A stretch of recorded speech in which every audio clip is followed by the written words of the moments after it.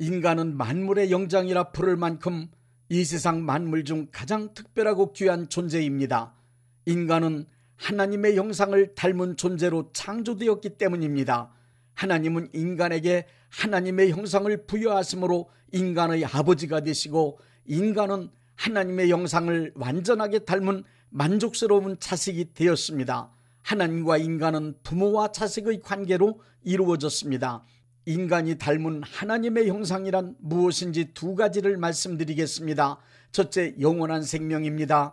영원한 생명은 공간과 시간의 차원을 넘어선 하나님만이 소유하신 생명으로 죽지 않는 무한하고 끝없는 생명입니다. 창세기 2장 7절에서 여호와 하나님이 땅의 흙으로 사람을 지으시고 코에 하나님이 생기를 불어넣으셨다는 말씀으로 하나님의 영원하신 생명을 인간에게 물려주셨음을 증거하고 있습니다. 요한에슬레는 그의 설교에서 하나님의 형상 중 자연적 형상을 담도록 하심으로 영원한 생명을 인간에게 주셨고, 정치적 형상을 담도록 하시어 인간이 만물을 다스릴 수 있도록 하셨으며, 도덕적 형상을 담도록 하심으로 진선미애의 좋은 성품을 인간이 발휘할 수 있도록 해주셨다고 주장했습니다.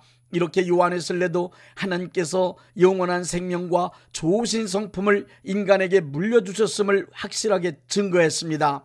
이제 인간을 하나님의 형상을 닮은 존재로 창조하신 이유 세 가지를 설명드리겠습니다. 첫째, 영원한 생명을 인간이 담도록 창조하신 이유는 인간도 하나님처럼 영원히 살기를 원하셨기 때문입니다. 하나님의 자녀로서 하나님과 함께 죽지 않고 영원히 살 수 있도록 인간에게도 죽지 않는 영원한 하나님의 생명을 부여하신 것입니다.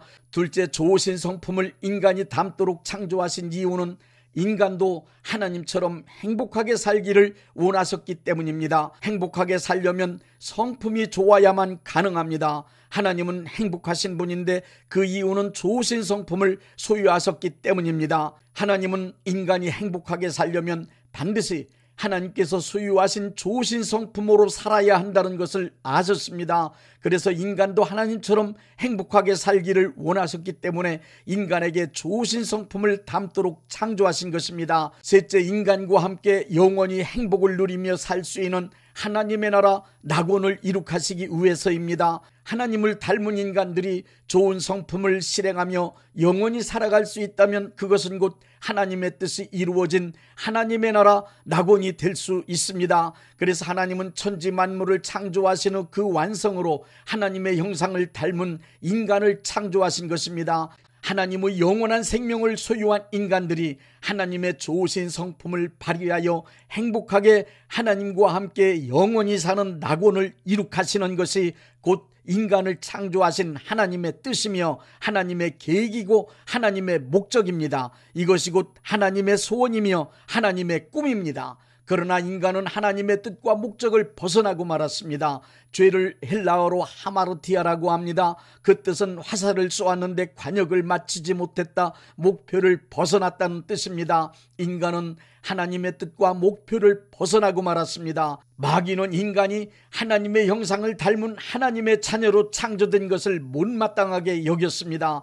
마귀는 인간으로 하여금 하나님의 나라 낙원을 이룩하는 데 쓰임받을 수 없도록 만들었습니다. 인간이 하나님의 형상을 잃어버리도록 타락시켜 놓고 말았습니다. 하나님의 형상을 잃어버린 인간은 하나님의 자녀로 살아갈 수 없게 되었습니다.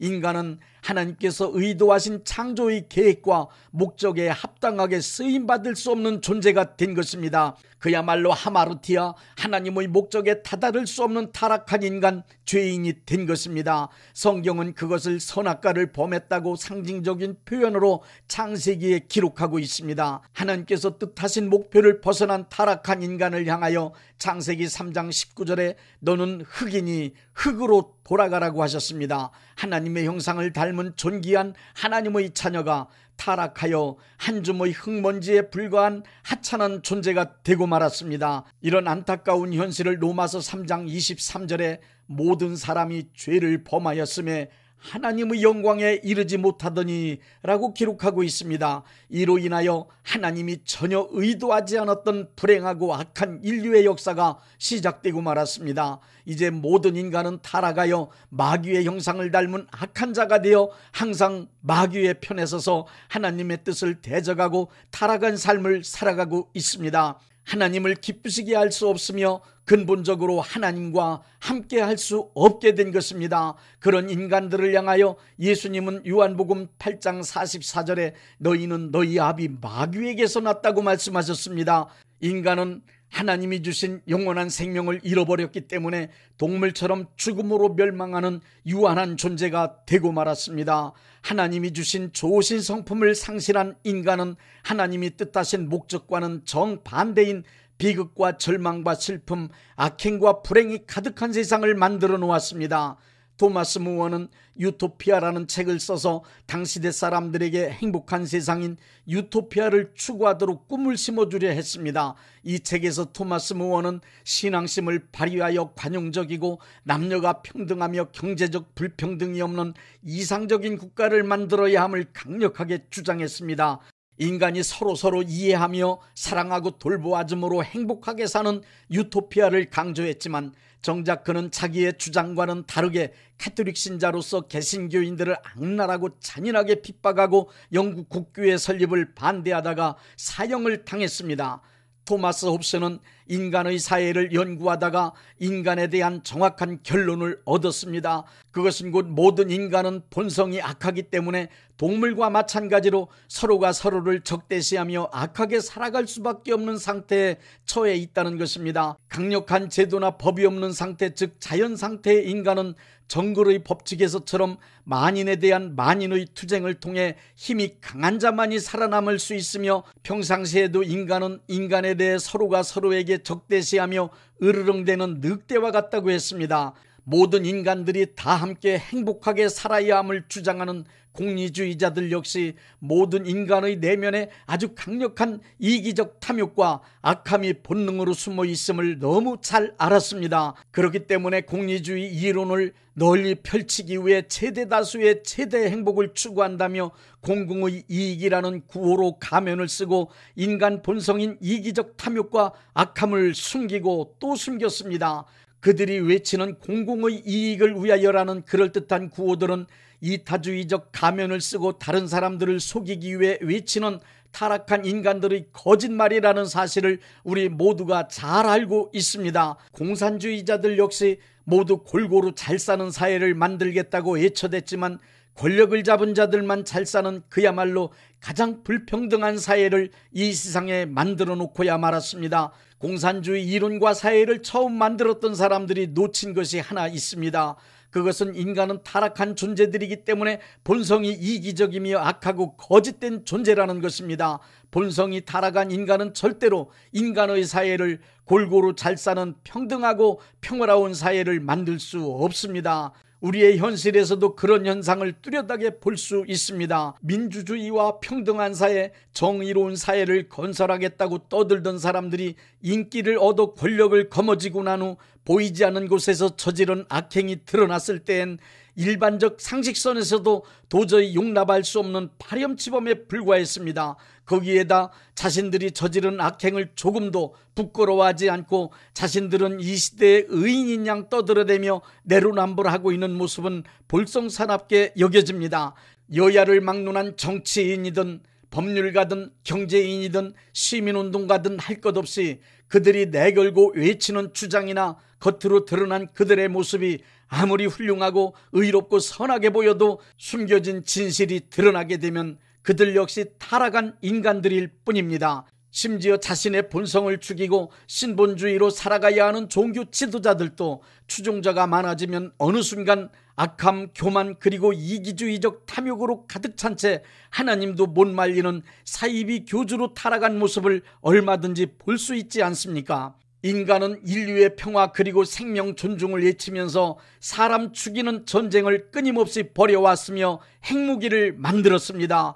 교육학자들은 인성을 잘 교육하여 훌륭한 인간 만들면 인간 사회는 유토피아가 될 것이라고 주장했습니다. 그러나 교육 수준이 높아질수록 인간성은 더욱 교활하고 악해져 가고 있음을 보면서 교육을 통해 이상사회를 만들 수 있다는 주장에도 우리는 실망한 지 오래되었습니다. 인간은 살면 살수록 인간에게 실망하게 되어 있습니다. 인간은 알면 알수록 인간에게 실망할 수밖에 없습니다. 다른 사람은 그만두고 자기 자신을 정확하게 볼 수 있는 사람이라면 자신의 본성이 이기적이며 악하고 거짓됨을 알게 됩니다. 그리고 자신의 못된 인간성에 실망할 수밖에 없을 것입니다. 따라서 타락한 인간에겐 행복한 세상, 이상사회, 유토피아를 이룩할 가능성이나 희망이 전혀 없습니다. 심하게 말하면 국가나 사회는 고사하고 작은 가정 하나도 행복하게 만들 가능성을 가지고 있지 않은 것이 우리 인간입니다. 하나님의 형상을 상실한 타락한 인간들이 이기주의가 극복된 사랑과 평화가 넘치는 선하고 진실하고 정의롭고 행복한 이상사회를 만들겠다는 주장은 누가 외치든 모두 다 실현 불가능한 허구입니다. 인간에겐 그럴 만한 능력이 전혀 없습니다. 인간은 그 본성이 타락하여 마귀 닮은 죄인들이기 때문에 믿을 수도 기대할 수도 없는 존재들이니 인간에겐 그 어떠한 희망도 갖지 마십시오. 밀턴의 신라권에서 보여주듯 인간은 하나님의 형상을 잃어버렸기 때문에 낙원을 잃어버린 존재일 뿐입니다. 이 땅의 모든 인간들은 하나님의 형상을 상실하고 마귀의 형상을 따라 불행하게 살아갈 뿐 아니라 타인까지 불행하게 만들어 놓고 결국 죽음으로 비참하게 삶을 마감하도록 운명 지어져 있습니다. 인간은 하나님의 기대를 저버렸습니다. 인간은 하나님의 뜻을 저버렸습니다. 그럼에도 불구하고 하나님은 천지를 창조하실 때 세우신 하나님의 뜻과 계획을 포기하신 적이 지금까지 한 번도 없었습니다. 또한 인간이 하나님의 형상을 상실하고 하나님을 대적하며 타락한 마귀의 성품을 따라 죄인으로 살아가지만 하나님은 인간을 포기하신 적이 한 번도 없으십니다. 성경을 보십시오. 인간이 타락한 창세기 3장 이후 성경의 나머지 모든 부분은 하나님께서 타락한 인간을 구원하시는 내용으로 가득 차 있습니다. 타락한 인간에게서 마귀의 형상을 제거하시고 에덴 동산에 처음 창조하셨던 하나님의 형상을 닮은 인간으로 회복시키기 위하여 하나님은 지금도 계속 일하고 계십니다. 기독교 신앙의 목표는 모든 인류에게 예수님의 복음을 전해주어 하나님의 형상이신 예수님을 닮도록 만드는 것입니다. 하나님의 형상을 상실한 모든 인간들이 다시 하나님의 형상을 되찾게 되어 하나님 닮은 하나님 자녀의 위치를 되찾을 수 있도록 만들어주시는 것이 하나님의 소원입니다. 이미 하나님은 예수님을 통하여 그 길을 열어놓으셨습니다. 하나님께서 인간을 창조하신 목적도 타락한 인간을 구원하시려 예수님을 이 세상에 보내주신 목적도 오직 하나입니다. 그것은 모든 인간들이 하나님의 형상을 닮은 하나님의 자녀로서 신분을 회복하고 아버지 되신 하나님과 함께 영원하고 행복한 나라 하나님의 뜻과 이상이 펼쳐질 하나님의 나라를 이룩하는 데 있습니다. 하나님은 지금도 우리 모든 인간을 지극히 사랑하시며 존귀히 여기십니다. 그래서 한 사람도 멸망치 않고 모든 사람이 구원받게 되기를 기다리고 또 기다리시는 것입니다.